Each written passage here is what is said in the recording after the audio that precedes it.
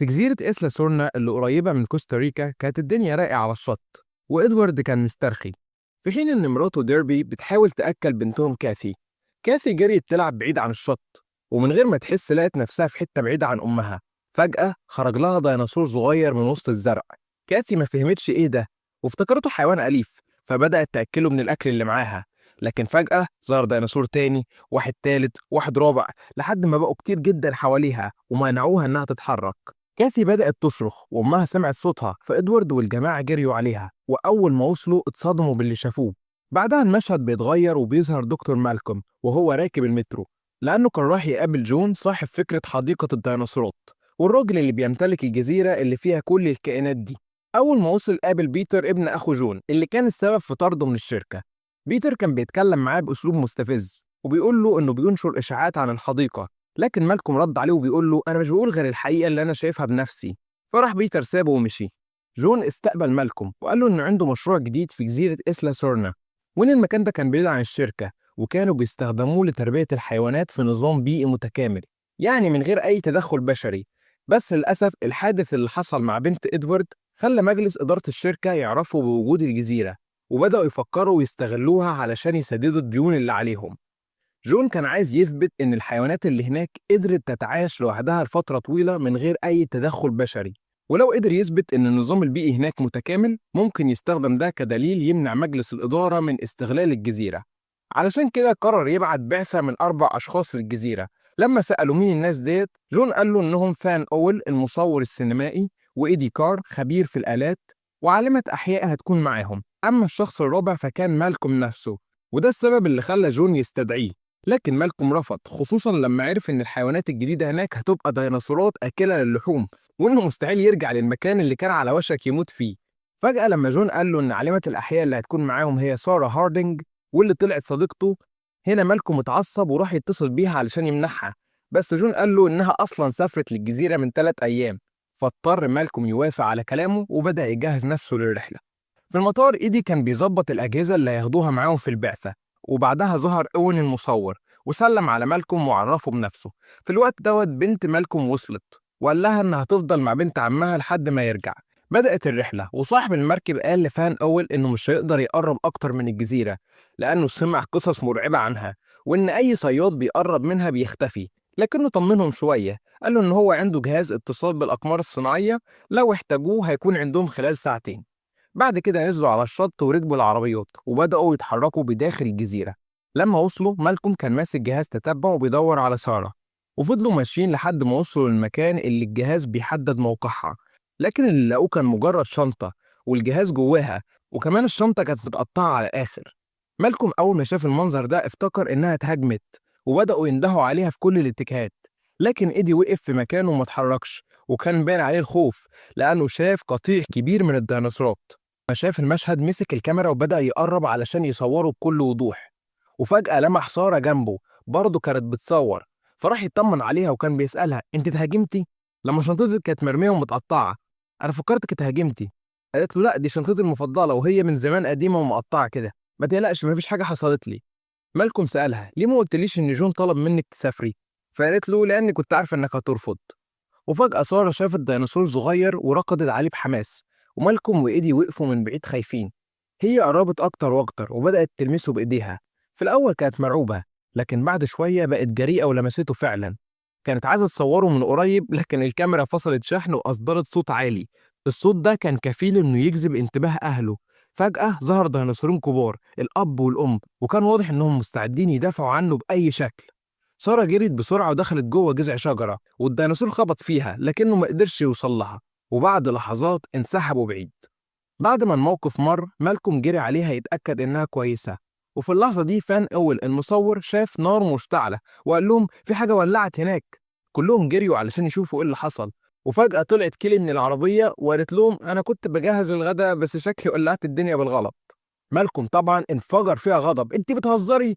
ازاي جيتي معانا اصلا؟ ده خطر جدا. دخل العربية بسرعة علشان يستخدم اللاسلكي ويطلب القارب علشان يرجع لهم، لكنه اكتشف إن الجهاز خربان. كان لازم يتحرك بسرعة، فخد كيلي معاه وسارة وركبوا العربية، لكن كان مازال غضبان وقال لهم كلكم السبب، ولا واحد فيكم سمعني من الأول، إحنا ما كانش ينفع نيجي. سارة حاولت تهديه واعتذرت له، لكن قبل ما يكملوا كلامهم سمعوا صوت فان إول بينادي عليهم. خرجوا بسرعة ولقوا سرب طيارات بينزل على الجزيرة، واكتشفوا إنها تبع شركة جون. في الأول اتفاجئوا، لكن بسرعة فهموا إن اللي ورا العملية دي كان ابن أخو جون، ومعاه مجموعة كبيرة من الصيادين المحترفين بقيادة رولاند. بمجرد ما نزلوا بدأوا يطاردوا قطيع ديناصورات صغير لحد ما مسكوا واحد منهم. مالكم وسارة كانوا شايفين كل حاجة وفضلوا يصوروا اللي بيحصل، لكن اللي صدمهم أكتر لما شافوا عالم من اللي مع بيتر بيلاقي آثار أقدام ضخمة لديناصور التيركس، أخطر ديناصور مفترس عاش على وجه الأرض.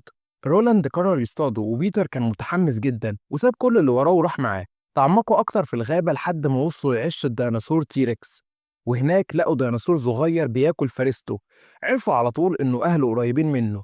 رولاند قرر ينصب ليهم فخ علشان يصطادهم، وفي نفس الوقت بيتر كان بيعمل مكالمة فيديو مع أعضاء مجلس الإدارة علشان يعرض عليهم الخطة دي ما عجبتش سارة ولا مالكم، وباقي الفريق قرروا إنهم يتصرفوا قبل فوات الأوان. سارة وفان إول نزلوا بسرعة وفتحوا كل الأقفاص وحرروا الديناصورات اللي كانت محبوسة. طبعا بمجرد ما خرجوا قلب المعسكر رأسا على عقب، المعدات كلها اتدمرت والمكان بقى فوضى تامة. في الوقت ده سارة وهي راجعة شافت ديناصور صغير مربوط في الأرض ورجله مكسورة، فقررت تفكه وتشيله علشان يعالجوه ويحطوه في العربية. مالكم طبعا كان هيعترض، وسارة عارفة إنه هيغضب، بس هي ما قدرتش إنها تسيب الديناصور كده. أول ما وصلوا المعسكر ودخلوا، مالكم اتصدم من اللي حصل، وبنته كيلي كانت مرعوبة. أخدها مالكم وخرج هو وإيدي على مصيدة التعليق، وهم فوق حاولوا يتواصلوا مع سارة علشان يحذروها. التعامل مع الديناصورات دي خطير جدا، لأن أكيد أبوه وأمه هيجوا يدوروا عليه. طبعا هي كانت مشغولة بعلاجه وما ردتش على التليفون. في اللحظة دي مالكم قرر ينزل بنفسه ويشوف الوضع، وطلب من إيدي يفضل مع كيلي. دخل العربية وصرخ فيهم علشان يسمعوه، لكن للأسف بعد الأب والأم وصلوا وبدأوا يبصوا من شبابيك العربية وبيدوروا على ابنهم. ساعتها خلصت سارة العلاج، ومالكم قال لها إن الديناصورات مش جايين يصطادوا حد، دول جايين بس يدوروا على ابنهم. أخد الديناصور ونزل من العربية وسلمه ليهم. الكل افتكر إن كده الموضوع انتهى، لكن بعد شوية رجع الأبوين، بس المرة دي كانوا ناويين على الانتقام. بدأوا يخبطوا العربية ويقلبوها، وبعدها زقوها من فوق الجبل.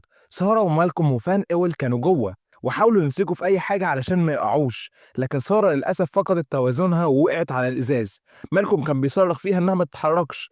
الإزاز كان بيتهز، وفجأة وقعت شنطتها وكسرتها، بس لحسن الحظ مالكم لحقها على آخر لحظة. في الوقت ده إيدي كان شايف كل حاجة، وجري بسرعة على العربية علشان يساعدهم. جاب حبل ربطه ورماه علشان يطلعهم، لكن فجأة المقطورة بدأت تتحرك وتتزحلق تاني. إيدي جري بسرعة يجيب سلك من عربيته ويربطه بالمقطورة، لكنه لما رجع لقى الحبل اتفك، فربطه تاني بسرعة وبدأ يشغل العربية ويسحبها لفوق. وبعد كل ده نجح وسحبها. بس هنا ديناصورات التيركس رجعوا تاني، هجموا على إيدي، دمروا عربيته وأكلوه، وبعدها رموا عربيته المقطورة من على الجبل. لكن لحسن الحظ سارة ومالكم وفان إول كانوا ماسكين في الحبل، وفضلوا يتسلقوا لحد ما طلعوا لفوق. أول ما وصلوا لقوا معسكر الصيادين واللي كان السبب في كل اللي بيحصل. الأجهزة والمعدات كلها كانت متدمرة ومفيش أي وسيلة اتصال، لحد ما بيتر قال لهم إن الحل الوحيد دلوقتي إن إحنا نروح مبنى العمليات القديم، هناك في مركز اتصالات ممكن نستخدمه علشان نطلب المساعدة. لما بصوا في الخريطة اكتشفوا إن المبنى بعيد جدا، مسافة يومين مشي. لكن المشكلة الأكبر إن الطريق اللي هيمشوا فيه مليان ديناصورات ضخمة آكلة للحوم، يعني الخطر حواليهم من كل ناحية. بس ما كانش قدامهم أي حل تاني، فقرروا يتحركوا على طول. مشوا لحد ما وصلوا لنص الطريق، وقرروا ياخدوا شوية راحة. في اللحظة دي واحد منهم راح الحمام، لكن بعدها بلحظات سمعوا صوت غريب. افتكروا إنه ديناصور كبير، بس ما اهتمش لحد ما فجأة لقى مجموعة كبيرة من الديناصورات الصغيرة هجموا عليه وكلوه. كملوا طريقهم، وبعد شوية رولاند لاحظ إن ستارك مش موجود، فسأل كارتر عنه. رد عليه وقال له إن آخر مرة شافه كان من حوالي ربع ساعة. فقرر رولاند ياخد معاه اتنين ويطلعوا يدوروا عليه، أما الباقي كملوا في الطريق. في نص الليل بعد ما الكل نام رجع رولاند، ولما سألوه عن ستارك قال لهم إن أنا ملقتش غير بقاياه، وإنه شاف مركز العمليات القديم، بس المشكلة إن النزول للمكان صعب جدا. فقرر يسيب المجموعة تنام شوية زيادة علشان يكونوا جاهزين الصبح. وأثناء النوم سارة حست إن في حركة حوالين المعسكر وأصوات خطوات تقيلة. على طول فهمت إن في ديناصور قريب منهم، فطفت النور بسرعة، وفعلا كان إحساسها في محله. الديناصور قرب من الخيام وبدأ يشمها. في الوقت ده كانت كيلي نايمة، لكن لما فتحت عينيها وشافت الديناصور صرخت من الرعب، بس سارة حاولت تهديها بسرعة. وفي نفس اللحظة كارتر صحي من النوم، ولما شاف الديناصور قدامه برضه هو كمان صرخ. فكل اللي في المعسكر قاموا مفزوعين وبدأوا يجروا في كل الاتجاهات. الديناصور حس بيهم وبدأ يجري وراهم، وكان بيدوس على أي حد يقف في طريقه. مالكوم كان بيجري مع سارة وكيلي بأقصى سرعة لحد ما وصلوا لكهف صغير ودخلوا فيه. الديناصور حاول يوصل لهم لكنه ما قدرش يدخل، لكن فجأة الباقيين سمعوا صوت حد جاي ناحيتهم فقلقوا جدا، بس طلع إن هو مالكوم. وبعدها اتحركوا كلهم ناحية منطقة مليانة عشب طويل، افتكروا يعني إنهم بعيد عن الخطر. لكن للأسف الديناصورات كانت مستخبية جوه العشب، وفجأة هجموا عليهم وبدأوا يقتلوا الجنود واحد ورا التاني. ومالكوم وسارة وكيلي لما شافوا اللي بيحصل قرروا يجروا بأقصى سرعة لحد ما وصلوا لمنطقة منخفضة واستخبوا هناك. فان إيول لمح مركز العمليات وقال لهم إن هو هيجري علشان يطلب المساعدة، وفعلا طلع يجري لحد ما وصل وفضل يدور على جهاز الاتصال، وأخيرا قدر يشغله. واتصل بالطيارة بتاعة الهليكوبتر وحدد له الإحداثيات علشان يجي ينقذهم. في الوقت ده مالكوم وسارة وكيلي كانوا بيتحركوا ناحية مركز العمليات، وكانوا بينادوا على فان إيول. لكن فجأة سارة اتهاجمت من الديناصور. هي قدرت تفلت منه ومالكوم حاول يشتت انتباهه، لكن فجأة عدد الديناصورات بدأ يزيد ولقوا نفسهم محاصرين من 3 منهم. حاول مالكوم يجري ويستخبى جوه محل، بس الديناصور كسر الإزاز ودخل وراه، فما كانش قدامه غير إنه يفتح باب العربية ويدخل جوه. لكن الديناصور برضه كان بيحاول يكسر الإزاز ويخش جوه. أما سارة وكيلي جريوا ناحية بيت خشبي علشان يستخبوا هناك، بس الديناصور كان مصمم إنه يوصل لهم. بدأ يضرب الباب بقوة علشان يكسره. ما فضلوش ساكتين وبدأوا يحفروا في الأرض تحت الخشب علشان يوسعوا لنفسهم مكان، وبالفعل قدروا يعملوا فتحة وكانت كيلي هتنزل منها. لكن فجأة لقيت ديناصور تاني دخل عليهم من الناحية التانية. الاتنين خافوا جدا وبدأوا يتسلقوا الخشب بسرعة علشان يوصلوا للسطح. في اللحظة دي مالكوم كان بيحاول يهرب من الديناصور اللي كان على وشك إنه يدخل العربية، فخرج منها بسرعة وجري ناحية البيت الخشبي. بمجرد ما دخل لقى ديناصور قدامه، وسارة وكيلي بيصرخوا وبيقولوا له اطلع بسرعة. وفعلا بدأ يتسلق، لكن الديناصور كان قريب جدا منه. وفي اللحظة الحاسمة كيلي قررت تستخدم مهاراتها في الجمباز. مالكوم جري مع كيلي وسارة فضلت تتسلق لحد ما وصلت للسطح، لكنها لقت ديناصور تاني نط قدامها، وواحد كمان كان مستنيها تحت. حاولت تزق الديناصور علشان يقع وبالفعل نجحت، واخيرا احتضنت مالكوم وكيلي. لكن المعركه ما خلصتش لحد هنا. ساره قدرت تهرب بسرعه وراحت عند مالكوم وكيلي اللي كانوا مستنيينها مع فان اول. الطيارات وصلت وركبوا فيها وهربوا بسلام. في وسط الغابه رولاند كان واقف حزين رغم انه قدر يصطاد ديناصور كبير. بيتر جه يهنيه وقال له انه هيكافئه بمبلغ ضخم، لكن رولاند ما كانش مبسوط ابدا. لما سألوا بيتر عن السبب قال له إن صديقه مات، ولما عرض عليه وظيفة جديدة علشان يعني يفرحه رفض تماما. في الناحية التانية بيتر كان بيتجهز لمؤتمر صحفي علشان يعلن عن مشروع الحديقة الجديدة اللي هتكون أكبر حديقة في العالم. في اللحظة دي واحد من مساعديه قطعه وقال له إن سفينة الشحن وصلت. بيتر استغرب لأن ده ما كانش ميعادها، فساب المؤتمر وراح يشوف الوضع. سارة ومالكوم برضه وصلوا هناك علشان يشوفوا اللي بيحصل. في برج المراقبة السفينة كانت جاية بسرعة كبيرة. حاولوا يتواصلوا مع القبطان علشان يبطأ، لكن ما كانش فيه أي رد. السفينة دخلت المينا بسرعة رهيبة جدا، دمرت كل حاجة في طريقها. مالكوم وسارة جريوا علشان يشوفوا اللي حصل، لكنهم لقوا طاقم كله مختفي، والمكان اللي كان المفروض يكون فيه الديناصور الكبير كان مفتوح جزئيا. أول ما واحد منهم حاول يحرك جهاز التحكم البوابة فتحت وخرج الديناصور وبدأ يدمر كل حاجة قدامه. سارة بسرعة فهمت إنه بيدور على ابنه، راحت لبيتر وسألته عن مكان الديناصور الصغير. في الأول رفض يقول لهم، لكن لما هددوه إنهم هيفضحوه اضطر يقول الحقيقة. سارة ومالكم خدوا العربية وراحوا للمكان اللي فيه الديناصور الصغير. كسروا كل الحواجز ولقوه مخدر بجرعة كبيرة. شالته سارة بسرعة وركبت العربية. بدأوا يلفوا في الشوارع ويدوروا على الديناصور الكبير. أول ما الديناصور الكبير سمع صوت ابنه جري ورا العربية بجنون، والصغير بدأ يفوق ويفتح عينيه، لكن سارة كانت بتواجه صعوبة في التحكم فيه. أخيرا وصلوا للمكان اللي كانوا عاوزينه، المكان اللي تم شحن فيه الديناصور الكبير. بيتر كان متابعهم وقرر إنه لازم ياخد الديناصور الصغير، فجري وراهم لكنهم سبقوه ودخلوا الديناصور المخزن. بيتر دخل وراهم علشان يمسكه، لكنه ما خدش باله من الديناصور اللي كان وراه، وأول ما شافه رماه على الأرض وبدأ الصغير يهاجمه وياكله. سارة في اللحظة دي كانت بتحضر حقنة التخدير في المسدس وضربت الديناصور الكبير بيها. مالكم بسرعة راح وقفل البوابة ونجحت خطتهم أخيرا.